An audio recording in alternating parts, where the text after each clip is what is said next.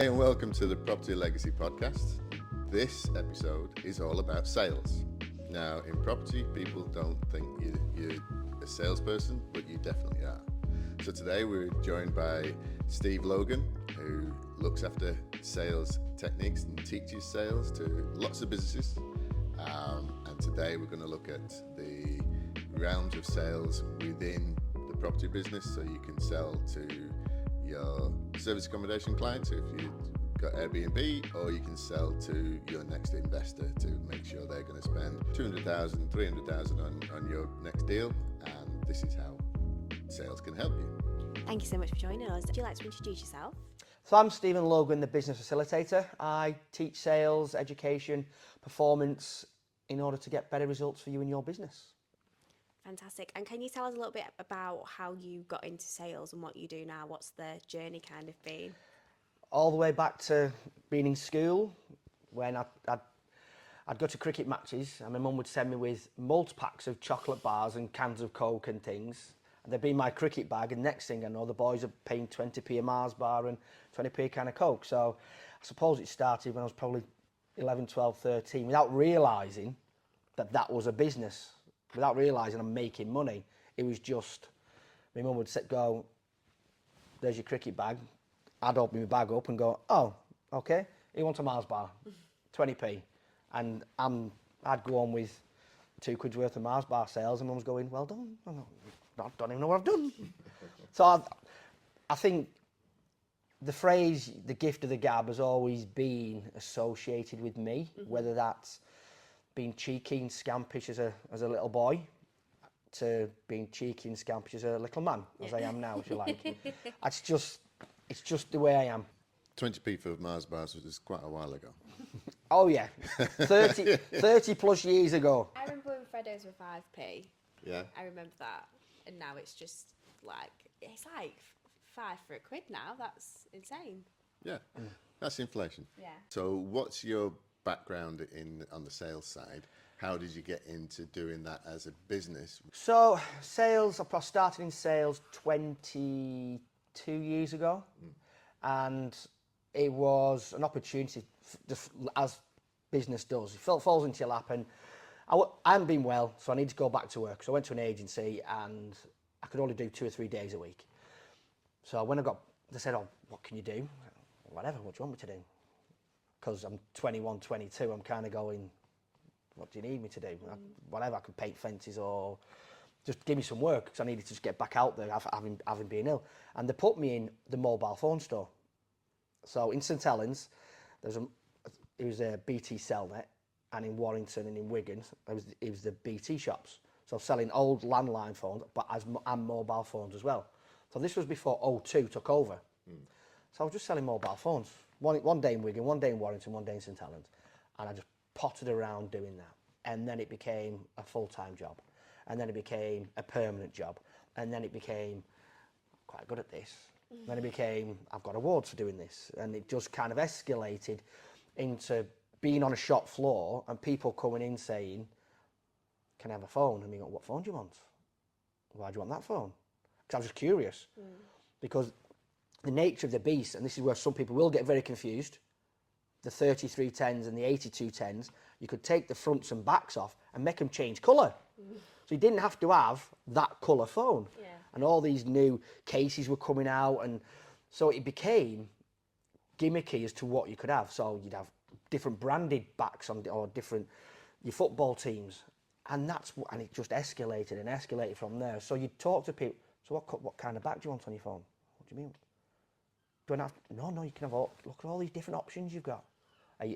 So the older ladies would come in and they'd want something different. The younger lads would come in, and it's just literally asking questions about what do they like. So without realising, 20 plus years ago, I was doing hearts and minds conversations, and all I was actually doing going, what do you like? Why do you like that? Can I have one of that? So my biggest sales was always on accessories. Yeah.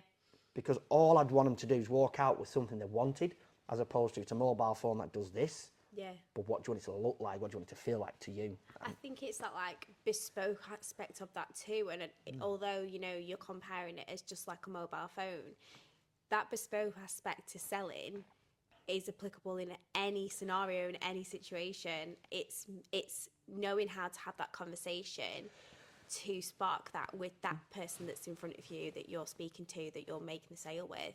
I know obviously you follow some kind of like sales process. So do you want to talk a little bit about that?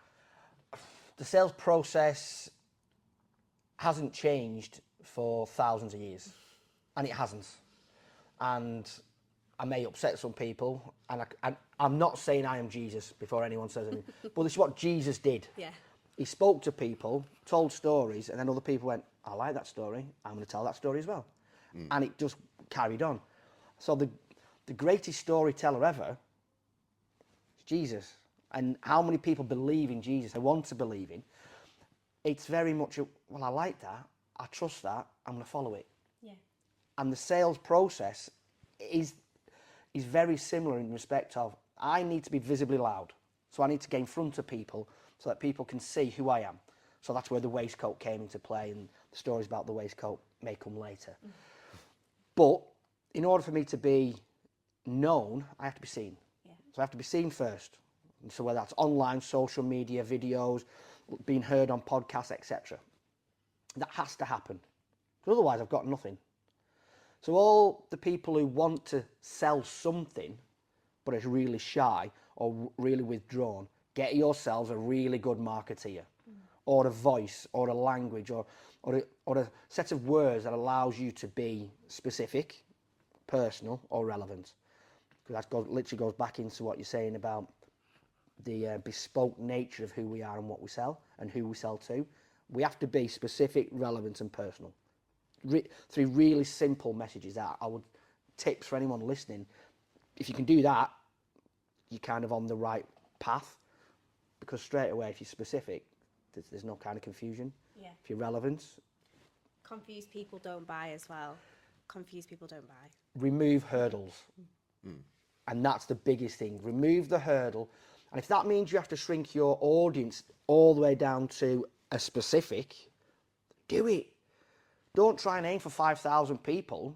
Let's aim for 5. Is that why you niche your business down as much as possible, and then you select one avatar or maybe 2, depending on your business?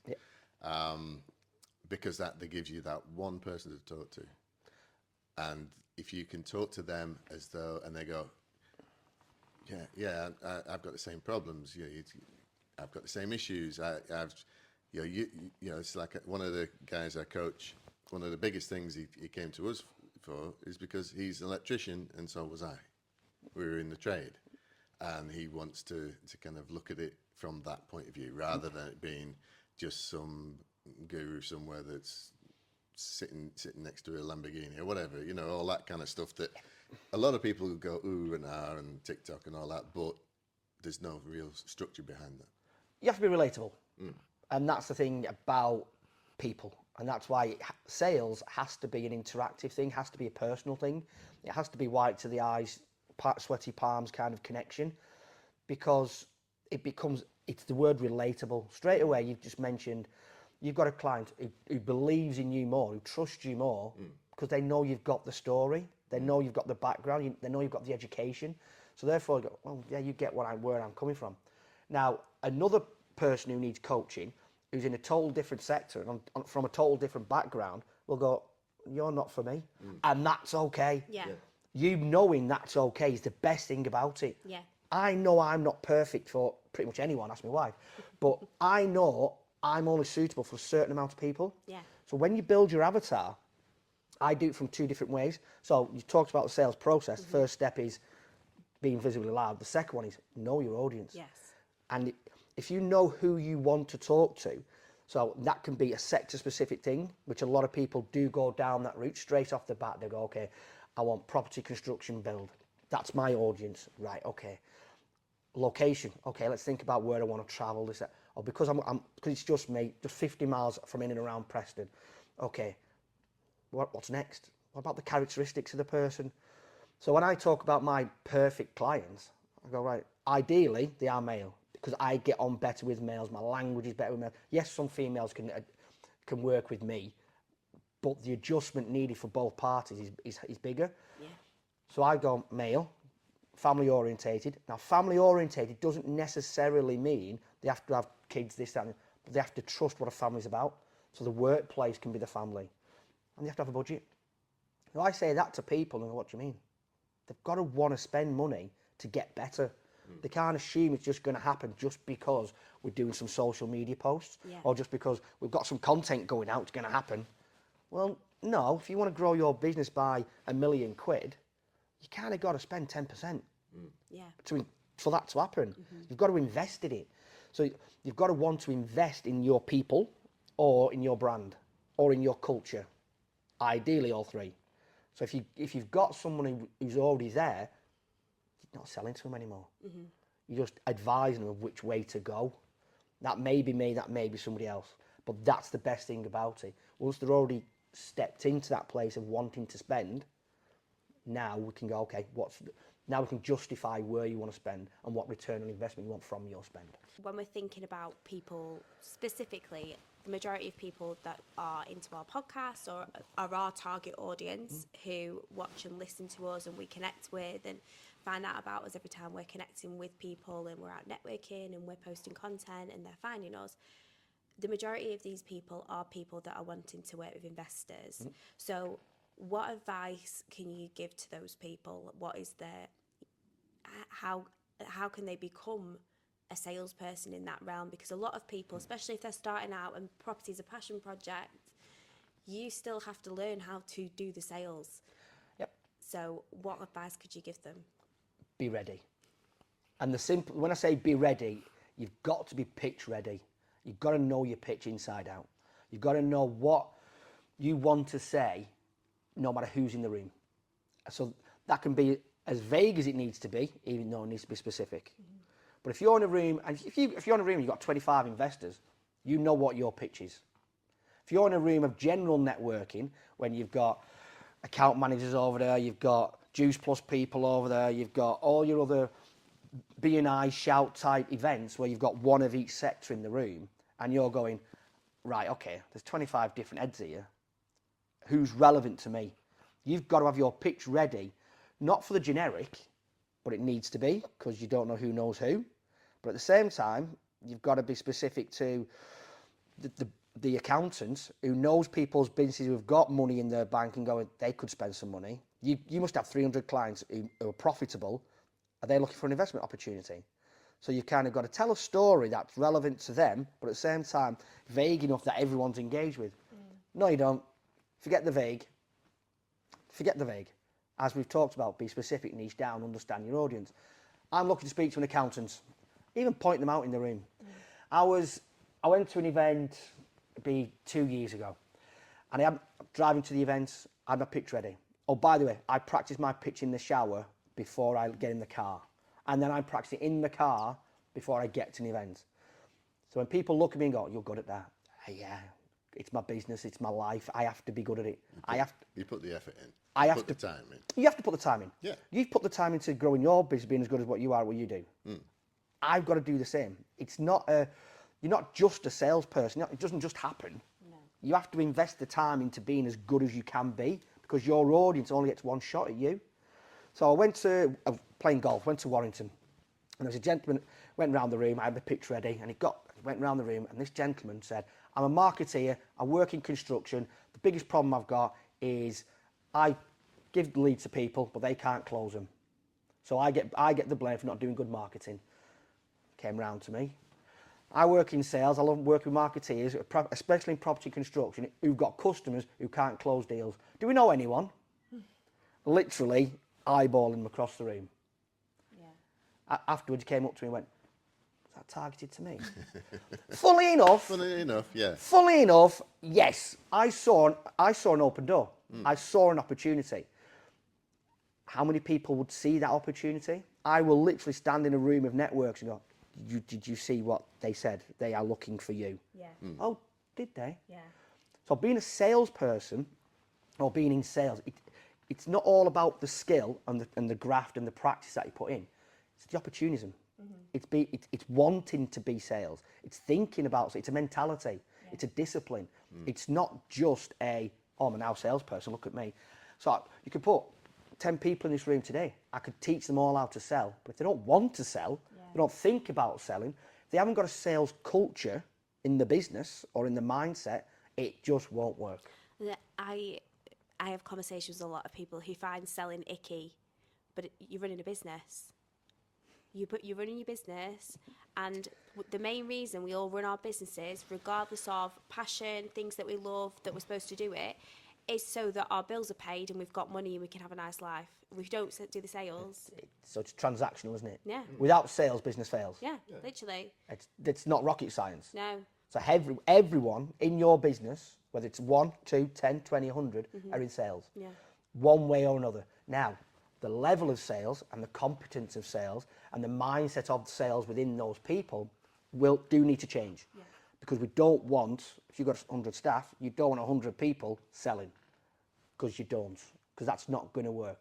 But they need to have a sales mentality of, I'm on the phone to someone, I can't be seen to be detrimental to sales.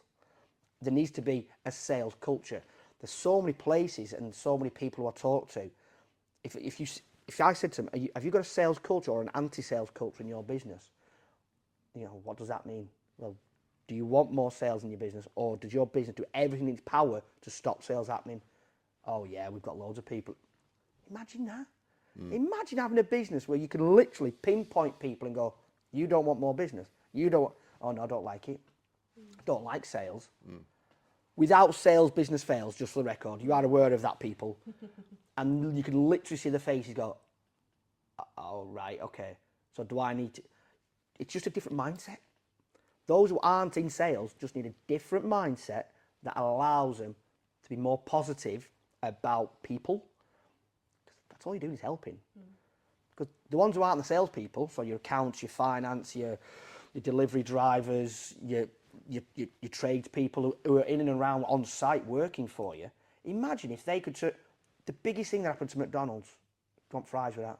It's all they did. Just add that one question, do you want fries with that? The sales went up.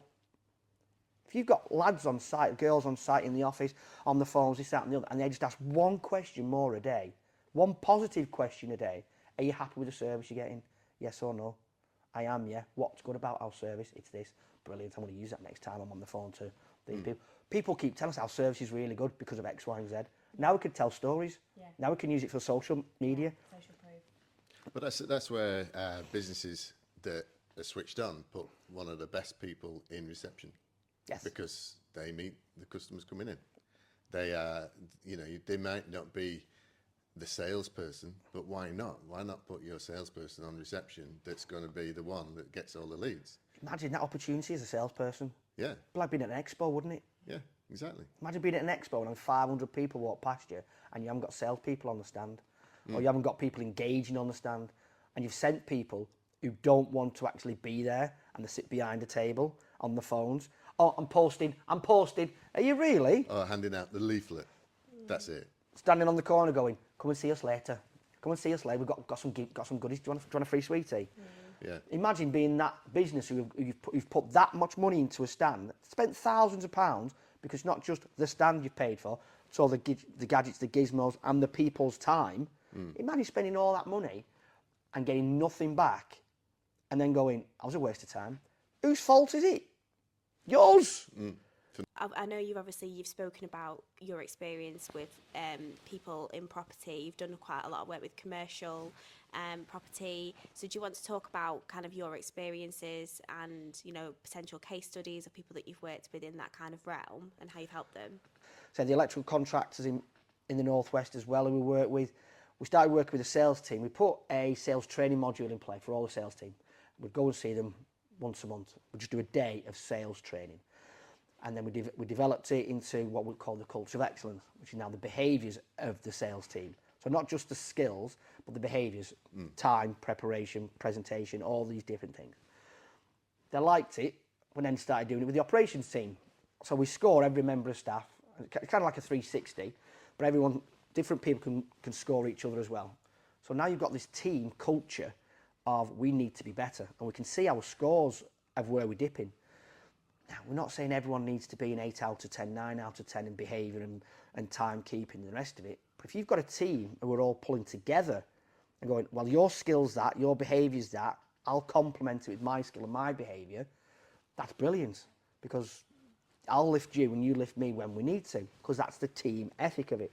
So we developed that into businesses that allows them to operate as a more joined up approach, as opposed to, well, I do my stuff and you're not very good at your stuff. So we reduce the blame, and we bring the togetherness back into it. So it becomes a culture of excellence, and that's led by the MD. So the MD's on board, and he said, right, the senior management team, they're on board. So then it filters all the way down to everybody else. So everyone knows when it comes to where should we smoke, no one's out the front where customers can walk through the door. Everyone's out the back where no one can be seen. Yeah. Well, but that goes back to the saying you were saying before about everybody in your company is a salesperson. Yeah. Because if you've got an engineer going out to a customer and spending half a day or a day with that customer and chatting and talking, if they can have a little bit of sales knowledge, they can be your biggest salesperson going. Well, this is where we change it.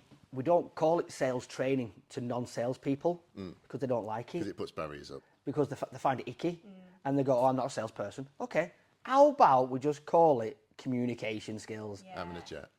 I don't need communication skills. I can talk. Do you know what? I bet you can. But can you listen? What do you mean? Can you listen to what people are saying, or can you ask a question to get information from people that all you're going to do is bring back to the office and give to the salespeople, so that they can then ring up and say, I believe this is happening. I believe you've got this site opening in a few weeks. I believe you're going to this premises to do this job, etc. Because you, the engineer, have been on site and you've gone, so where's your next project at? Liverpool. What, working on a hotel? Yeah, we're doing the new hotel on the front. I think we're on there in about 3 months. Brilliant, thank you. We're on a new site. You bring that information back to the office. They're on a new site in 3 months. Do you know about it? Didn't know about that. Salesperson, bang. They've now got information. They can ring up the customer or the project manager or whoever their contact is in that organisation and go, I believe you're on a new site in 3 months. How can we help? Well, we're just looking at doing this, looking at doing that. There you go, straight away. You found a way in that you didn't have before just because you've asked one question. Well, it's similar to another thing you were saying before about the opportunities that come along. We talk about if we're networking and we hear people moaning, the issues, the problems. It's not a case of us going there and saying, oh, I can sort that out for you, but I'll do this. It's a case of, oh, what's your problem? Finding out all the details and then giving them a solution to their problems that you can help them. Even if it's not you that can help them, you can put them in touch with somebody that can help them. Then that person is going to be indebted to you or emotionally connected. Yes. And it's all about that finding out particular deals, because we talk about deals out there that are not on the market, not on Rightmove. There are off-market deals, or somebody's getting to the point where they're in negative equity, can't sell, but they need to move. Well, we can come up with a solution for that. But if nobody's listening for these pointers, nobody's going to pick up on it, and then they're losing a lot of business in the room just by not talking. It's amazing how a networking room operates without trying. So, and I mean that literally, you can stand and listen to what's going on in the room. You can see different conversations happening, and by body language and by mirroring behaviours and all those things that you can literally watch, and you can, right, okay, they need someone to join that group because they've just literally opened up. Someone's walked away. There's a space, and you've heard bits and pieces that's going on. In you go. I'm Stephen. What are you guys doing here? Blah, blah, blah, blah. Break the ice with a little bit of that. Oh, you guys carry on. I may know someone who can help. I may know someone who can help. Straight away, it's not about me. Yeah. I play that card as often as I possibly can. I very rarely network for me. I will network for my clients. And that's where I get leads from. And I take them back to my clients and I go, there you go, client, because you're dead busy, there's a lead for you. It's part of the service. They don't pay for it, apart from the fact that they're paying for me on a retained level or a coaching level. So I'll very easily go networking and go, so what problems are you having? Well, X, Y, Z. I may know somebody who can help me with that. All the clients of mine, so I know how good they are, because I only work with good people, don't I? That rhetorical question. And then straight away, you've built some credibility with the people who you're talking to. And the know, like, trust process has happened very quickly. I'm asking them to trust me. I'm asking them to trust social media, which people do. Oh, they'll trust Facebook before anything else, or Instagram. This is it. If it's on Instagram, it's true. This is it. Forget me standing here talking to you with the whites of your eyes. Yeah. This is a true story. It's also on LinkedIn. Oh, must be true. Yeah. It's got to be right. Instagram's right. Yeah. And you're going, all right, whatever. Believe that, I don't mind. Yeah. Which is why all of my stuff goes onto my LinkedIn page, so that people can go, no, read that. Don't listen to me sell, because I'm a salesman. You're supposed to believe me. It's my job. If you didn't believe me after 10 minutes of talking to me, I shouldn't be doing what I'm doing. So don't let me wind you and cajole you into something. Talk to other people. They're all there. So you were talking about your waistcoat before. Will you explain that? Because I'm waiting for you to tell me about the waistcoat thing. The logo. Yeah. The waistcoat is the brand. Why did I start wearing a waistcoat? Genuinely, I kept spilling ketchup on my shirt. I needed a second layer. Yeah. So when I started networking, I needed a second layer. And you walk into a room and you're going, well, I'm not that type of person who wears a jumper. Yeah. No disrespect to the ones who wear jumpers, they know who they are.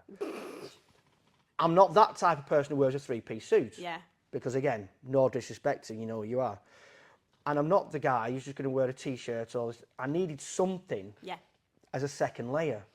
Because literally you go networking at 6:30 in the morning, 7:30 in the morning, you have your bacon or sausage sandwich, you put ketchup on your shirt, the rest of the day you're knackered.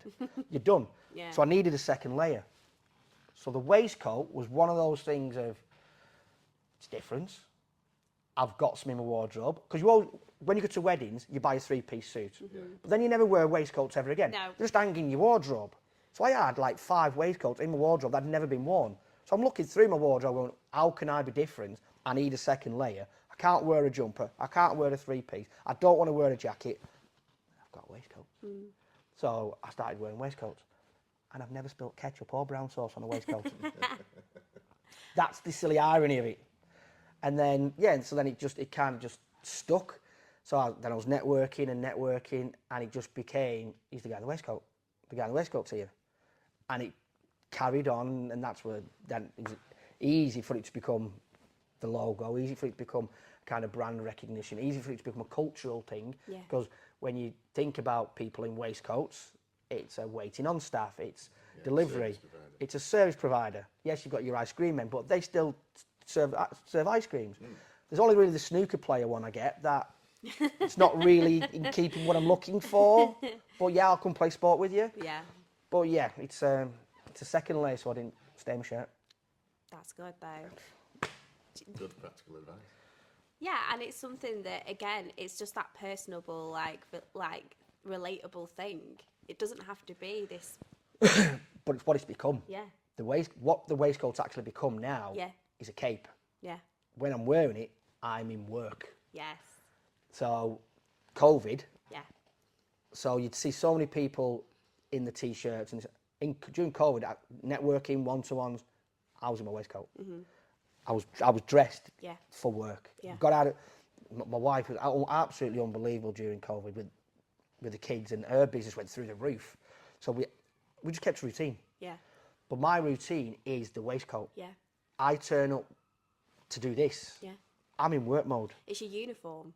It's uniform. It's the cape. Yeah. And people will have heard me refer to my waistcoats as my capes in the past, because it is. I genuinely feel different in the way my family see it. Yeah. They see me walk. They see me get up in the morning, and put a waistcoat on. Dad's in work mode. Yeah. So it's like he's going to work. I don't go to work every day. Yeah. I don't. Sometimes I'm playing golf. I'll have a waistcoat on my shirt. That still works. It's still work. Oh, it's definitely, but they don't see it as work. No, Yeah. no. But it's still work. But yeah, when I've got this on, is when I'm delivering sales, when I'm delivering people improvement stuff. It's when I'm being, I think, the best version of me. There's another side of Steve. It's the charity side, the charitable side, the events you put on every year. Yep. Where did that start? Obviously, you got the prostate cancer badge. Yep. But where did it come in that it was your big yearly event? It started, you could get some tears now. It started when a good friend of ours, Laura, she was born with cystic fibrosis. Okay. And she died. So we wanted to raise money for it. We wanted to do something. So again, this was pre-COVID, and we just did a night at Lee Rugby Club, and we had 120 people there or whatever, and we said, this is good, this worked. We've learnt lessons in doing it, and we raised some good cash. We were like, okay, we'll do that again, and then COVID hit. So we came out of COVID, and we heard a story of one of the families who went to school with our boys. They'd lost a baby, and the maternity unit at Preston called Baby Beat. And so we thought, let's do an event for them. And we literally, this is just me and my wife sat on the settee, just, should we do something? Yeah, are we bored? Yeah, we'll do something. Yeah, whatever. And it then gets legs. And because it gets legs, it then goes, we've got to do it now, because people are kind of going, you've got to do it. So we can't just do a night like we did last time. Let's do a golf day. Because I've got a network of people who will come and play golf, and that's not a difficult... They just needed an excuse to play golf. This is it. I'm literally getting people on me now going, what are we doing next year? I just need to put the date in diary. Yeah. I just need to put the date in diary for golf. I'll sort it. So we did Baby Beat, and then obviously this year, one of our friends in our network last August got diagnosed with motor neuron, and did our event in June. We said we're going to do another event, and we just didn't know what we were going to do it for. Dean got diagnosed in August. Well, that's what we're doing it for then. But we can't just do a golf day, can we? Because we've done that. We need to do something a little bit harder, because this guy's dying because his motor skills and he can't physically do stuff anymore. So we've got to do something that's going to push us. So we did. So we did the 3 peaks of golf, and we did Scotland, Wales and England in 24 hours. We played 3 rounds in 24 hours, and then did a night event at Preston Golf Club. And that's the thing of raising money and raising awareness and educating more people. Because we've heard of motor neuron, and people go, okay, the motor neuron thing, it's big, Rob Burrow and things like this. And you're going, yeah, but motor neuron's been around for years. You talk about sporting superstars who have had it. So Lou Gehrig, from the Yankees in the 30s, one of the best baseball players ever, had it. But it's called Lou Gehrig's disease over there, and you're going, it's the same thing. This isn't new. This hasn't just come out in the last 10, 15 years. This is a huge illness that, education-wise, people haven't twisted into it for one reason or another. And it takes a Doddy Weir, it takes a Rob Burrow, it takes a Dean Fox in our community for people to go, tell me more. Let me understand more. Because guess what? It can have this isn't a genetic thing. This isn't a lifestyle choice thing. It's not a case of if you smoke, if you drink, if you eat this, that and the other, you stand more chance of getting it. Oh no, this is literally just a bang, you've got it. And I think as people in business and people who grow networks and have that like no trust, we have a responsibility to be showcasing these types of things to our networks of people and making people aware of what's happening, because there are lots of people, and it can happen to anyone in any kind of circumstance, but a lot of people have these things that are happening and changing in their lives, but they've not got a big circle of people to shout about it. Is it our duty? Is it something that we choose to do? I think it's everyone's duty to be organ donors. I think it's everyone's duty to give blood. I think that is a duty. Is it everyone's duty to educate others in different illnesses and different diseases? That could be, and we're going through. We're going to lean into a kind of mental health side of this, if you like, because you're asking blokes to be open. Yeah. You're asking blokes to open up and share stories. The construction industry is the hardest thing ever. I believe the construction sector's got the highest suicide rate of all sectors, especially in males. So you're asking for all that to come to the surface, and you're going, okay, it's now getting delicate. Because whose duty is it? Because we can talk about mental health, we can talk about suicide, we can talk about... But it's them who've got to listen. Yeah. So we can only do so much, and we look after... We've got a footballing group, and it's mental health support, for lads and dads because of that. It's football. So come play football and if you just want that break, that twist, that hour out of the monotony of whatever it is, or the sadness of whatever it is, come and play football for an hour and we'll recognise and pick things and go, you're all right, you're not looking the best, or because you can see people's attitudes changing and this, that and the other. So you've got to be able to recognise it. So again, it's recognising things in people, body language and tone and language and all that kind of stuff. So all that kind of kicks into it, but is it a duty? I see it as a duty for me, because I see it as something I can do it. Yeah. So why shouldn't I? I can raise money for charity, so why shouldn't I? Not everyone can. It goes back to like the sales element of it. I've got to pitch whatever idea I've got to the right audience to get the funding, to get the money raised, to get the profile, to get the education, whatever it looks like. I've got to come up with a concept and then pitch it. That's a salesperson. Yeah. Not everyone can do that. No. So you'll have people who are sitting here, you'll have people in your own network that you'll go, you can't do what he's done. No. Oh, I can't do what you do. I can't fix electrics, I can't build walls, I can't plaster things, I can't do any DIY in any way, shape or form. Yeah. I'm blessed, if you like, so I do see it as a duty. Yeah. Because I can do it. Yeah. But those who can't, don't worry about it. Yeah. Those who haven't got the skill to do it, don't worry about it. Stick to what you're good at. Yeah. But be the best you can be at it. Yeah. So what would you say if somebody is listening today and they're especially looking for an investor or someone to work with and they're not quite sure where to start when it comes to sales? What's the kind of best piece of advice you could give to somebody that's potentially newer in the whole sales realm that needs to... Yeah, so they've not got a huge background of reviews, a huge background of big CV to go with.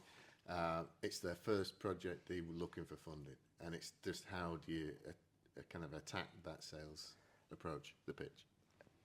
So the pitch itself, whether you're doing a 60-second pitch, which we get often asked in networking rooms, or whether it's a 5-minute pitch or a 10-minute pitch or a 45-minute presentation, every single pitch is the same. It just needs more content. The structure of your pitch is the same. There's 5 sections to every single pitch that you're going to do. If you know the 5 sections, I'm not going to give them all away. If you know the 5 sections and you've got structure, your self-belief will automatically register, I know what I'm doing. And that's your structure. That's the same as changing a plug.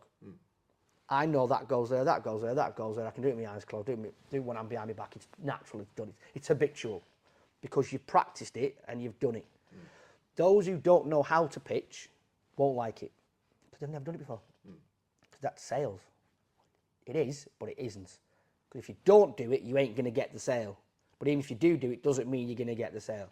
But the better you are at your presentation and understanding the structure, understanding the 5 steps that goes into a presentation, the better. Now, the most important part of it, and a marketeer will tell you this better than anyone, is the story. How do you build a story? 6 to 8 barrier is something we'll talk about a lot in the sales training, whether it's resilience, or whether it's skills, or whether it's... But it's always about the physical, mental and emotional way in which you handle yourself. So presenting, you've got to be aware of the 6 to 8 barrier. Are they bored? Are they overwhelmed? Are they interested? Are they excited? All the body languages that you'll pick up from them when you're talking, you go, okay, you got really excited about me saying this in the pitch. I'm not going to deviate from my pitch just because you're excited, but I'm going to register it and hold it for later on. So if someone does get excited about presentation masterclasses, for example, registered at the end, you looked interested when I talked about presentation masterclasses in my presentation. Is that something you want more information on? Yes, it is. Conversation. People will give you lead signs in a room from body language. So you have to be ready to see that. Now, if you don't know anything about body language, we've got a body language workshop that we do. Because this is all about better communication. So presentations, if you can register people's intrigue and people's levels of interest in what you're saying, you keep them there. If you see them dip, then you've got to do something to bring them back up. If you see them go too high, you've got to do something to bring them back down. So yes, it's the peak. It's not my peaks and troughs though, it's theirs. But you have to recognise their peaks and troughs to keep them engaged. So if you know someone's drifting off to sleep, because you can see their eyes twittering and they're nodding. You've got to do something. You've got to have the capability to keep them engaged. And that's why the kind of the bit that I work on is the fact that we went from 0 property to 1.3 million within 3 years, and year 4 I retired, but I still haven't spent more than 20 grand. And they go, How? how? Tell me that story. And it just then goes on to the next thing, and then the next thing, and the next thing. And it's just it doesn't have to be long. It doesn't have to be a couple of sentences. It's punchy, it's there, but it gets that conversation going. That's the skill. It's knowing your environment. So I'm going to tell you the problem. Is it a sentence or is it a 5-minute conversation? The next one, the solution. Is it a sentence or is it a 5-minute conversation? The result, is it a punch or is it a 12-round fight? Knowing your audience and what they want to hear. And that's where, again, the 6 to 8 barrier of engagement, you can kind of go, you're engaging with this, I'm going to tell you more. You're engaging with this, I'm going to tell you more. Do you know what? I'm not sure if you are engaged. I'm going to ask you a question within my story so I can tell you more of my story by your answer. That's interesting.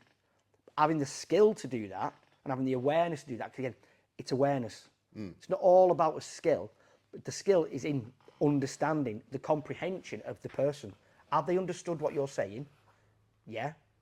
Can I just check that with you? Yeah, brilliant. So I've got straight away. You're going, I'll move on to the next bit then. You just sanity checked it. So if someone would like to work with you, who are the types of people that you work with? Who are your target customers? Who would you like to work with, and how can they work with you? So if we're doing the workshops, so the presentation masterclass as an example, they will be small business owners, usually individuals, who are going out networking or are going to pitch but don't know how to pitch, don't know how to present themselves. And that will be a mixture of trades. That'll be young entrepreneurs. When I say young, as in young in experience, not necessarily age, who want to be able to present themselves better. Because they're going networking and they're not sure why it's not working. Well, they haven't got the right message. They're not in the right room and not speaking to the right people.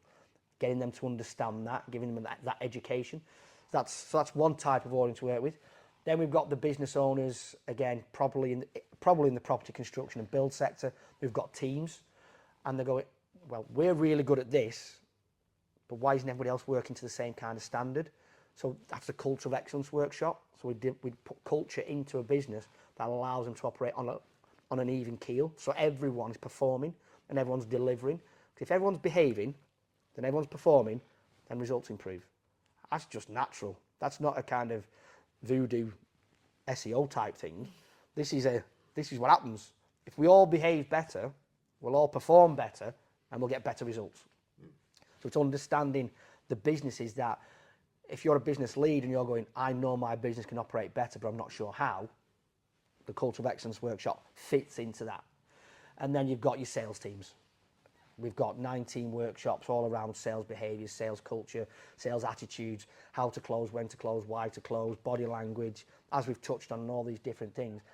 All the workshops were designed originally for salespeople to become better at sales. Because if you're better at sales, you get better results. So that's your business owners who've got sales teams, your business owners who've got multiple teams and not sure how they're operating to the best of their ability. Then you've got your single owner businesses for presentation skills, motivation skills again, and to believe in themselves a bit more about what they can actually deliver. Amazing. How can people get in touch with you? The best way to get in touch with me is via LinkedIn. All my details are on there. You can connect to me, ask me questions, find me through there. You've got all my recommendations are on there as well. I don't have a website because LinkedIn does what it needs to do for me. And all my details will no doubt be shared from a phone number to an email address. If you're lucky enough, ask me for a game of golf and we'll do it on the golf course. And I'm more than happy to play golf with people and have lunch with people who want advice, who want recommendations, who want support, but not quite sure how to do it yet. Well, thank you so much for joining us. We really appreciate you, your time and coming on the podcast, and we're very excited to share it with everybody when it comes out. Well, thank you guys. It's been fun. Thank you. So that's the end of today's episode. Property Legacy Podcast will bring you another episode in another couple of weeks. To support Property Legacy, you can find us on Instagram, Facebook, TikTok, LinkedIn, and we've got a brand new website. You can go on there and find out more about your hosts, how to get involved with the podcast, and any future events that we may be involved in as well. You can find us on YouTube, Spotify, and Apple Podcast. Please like, subscribe, and give us some reviews and feedback on what you want to see on future episodes. Thank you so much for supporting us, and we'll see you on the next one. Bye.